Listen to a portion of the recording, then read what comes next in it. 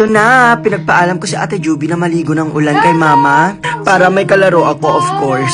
Syempre una, ayan, pinag-doorbell ko muna tapos nagtakbuhan kami. Tapos tinuruan ko siyang mag-tumbling.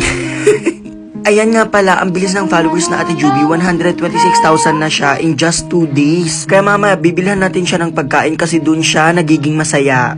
Tapos ayan, naghabulan kami. Sabi niya sa akin, ang hirap pala itong ginagawa mo, rap-rap, Diyos ko, nahilo ako sa'yo. Tapos sobrang sakit daw ng balakang niya. Ayan, napagod kasi siya, kaya pinag-inhale-exhale ko siya. Ayan yung tamang paraan kung paano mag-inhale-exhale, ha. Itapat nyo talaga yung mukha nyo sa kanya. O, diba? Sobrang sweet namin. Subscribe na rin kayo sa YouTube channel ko kasi mag-upload kami ng vlogs namin and pranks namin together doon. Hoy, in fairness ha, sakit ng sabunot ni Jubang dyan, bumawi siya sa akin. Ako yung pinaglaruan sa huli, Diyos ko.